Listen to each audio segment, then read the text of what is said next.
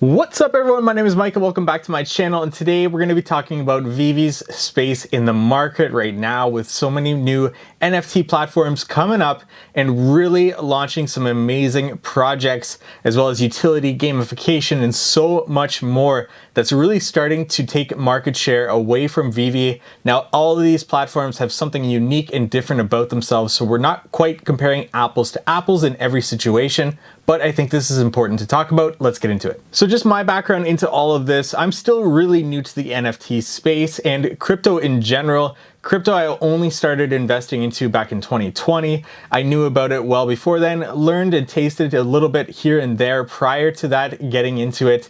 But it wasn't until 2020 where I dove in, learned as much as I could, and then invested, and that turned out fairly well. But NFTs were totally foreign to me, and I really just didn't have the time with everything that I'm doing in my personal and business life to really learn about NFTs, what they are, and to start to invest or collect into them. It wasn't until I learned about VeVe in November during the Golden Moments drops that I really started to learn more about NFTs and what they were, and especially the VeVe platform, and that's where I dove into right away. This VeVe platform, and I fell in love with it and I started collecting with it.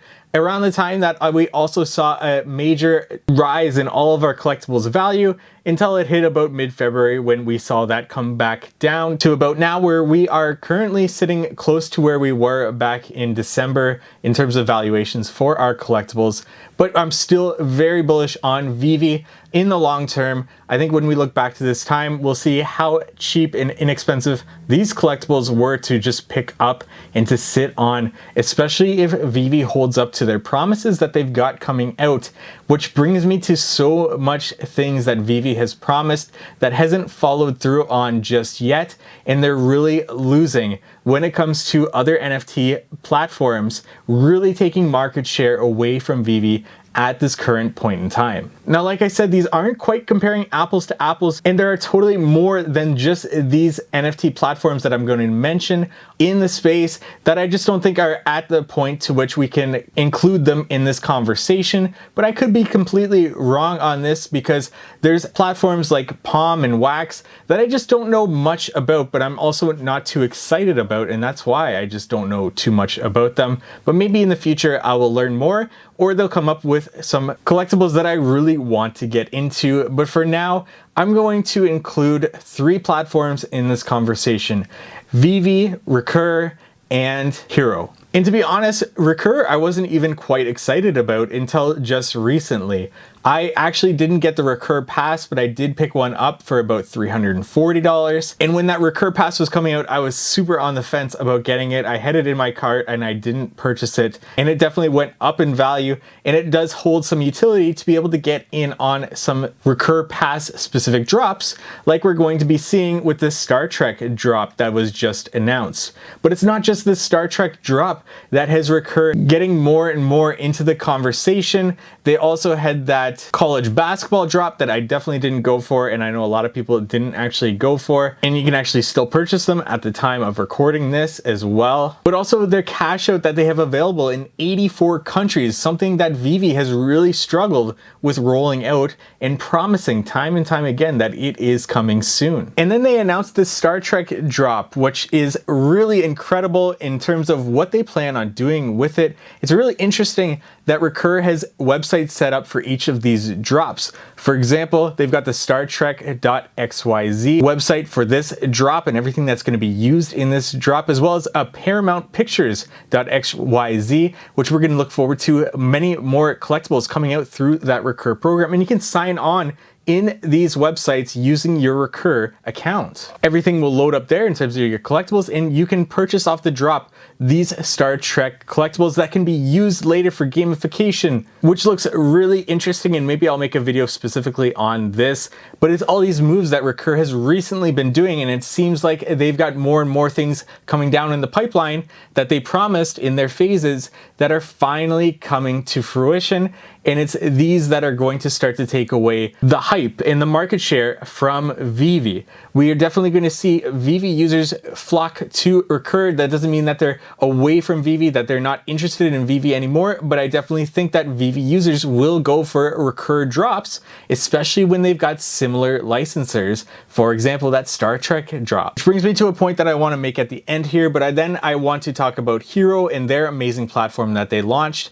Now, HRO is specifically trading cards, one-to-one physical NFTs, as well as digital drops that are going to be monthly. But it's the platform that they've created. It's amazing. It's seamless. There's trading, there's gamification, leaderboards, there's monthly drops, there's physical one-to-one NFTs, which is incredible to see coming out. Their first drop was extremely successful. The hype has caused those packs to go up in value incredibly, as well as the cards that are pulled from them. There's interoperability. We can put our cards, our digital cards, onto Immutable X and sell them for various cryptocurrencies. However, it's only available in 4 regions right now, and I'm sure that's going to be coming soon to many others, and I'm hopeful, being that I'm in Canada. But that, we've definitely seen VeVe users flock to HRO, and this is what's going to continue to happen as long as they keep up that hype for the platform, which it definitely seems like they are building upon with everything that they've done and everything that they continue to do. Again, we see another licensor, DC, that's also available in VeVe. Now, don't get me wrong, VeVe has done some incredible things, 3D collectibles that look beautiful, unless you're looking at Electra, but most of them look incredible. They've got licensors that are unbelievable, that definitely bring people to VeVe, Disney, Marvel, all of this. We've got AR functionality, and they've got so many things in the pipeline that is probably going to create an incredible platform overall when we look forward maybe 5 years and what they will be able to do. But right now, taking a snapshot on the marketplace with all these NFT platforms, it really looks like VeVe's losing. Now, looks like is a key word. I definitely think that with all the hype moving towards HRO and this Recur Star Trek drop and the plans that they've got going for that, and actually following through on certain things that VeVe has promised that they haven't lived up to just yet, I definitely think that VeVe is starting to lose. Now, long term, like I said, I don't think this will be the case, but it's just right now at this current point in time, VeVe has put a lot of pressure on itself to really live up to what they've been promising and what they need to follow through on in order to bring that hype back to the platform. Market share is definitely being taken away, and the hype has slowly died down for VeVe right now. And this brings up that VeVe has all these incredible licensors, but all of these NFT platforms that are currently out and that could be coming are looking at those licensors and knowing that these are companies that are willing to work with brands like VeVe, like HRO, like Recur, and these NFT platforms are going to be looking towards those brands first to show them what they can do and bring them to their platform, because they know that this is the low-hanging fruit, that they've already shown that they're open to it, so that they can bring them over to their platform, similar to what Recur and HRO has done with Star Trek DC, which was already on the VeVe platform. And I think we're going to see more and more of this coming, which is only going to hurt the market share that VeVe has accumulated up until this point. So VeVe really needs to make some big moves in the coming months to live up to what they've said that is coming, to live up to the promises, and to bring new brands or bring new drops that aren't just the same golden moments coming out, or aren't just the same Marvel characters that are coming out, which I'm not complaining about. I really enjoy those collectibles, and I think all of these collectibles are going to go up in value over time,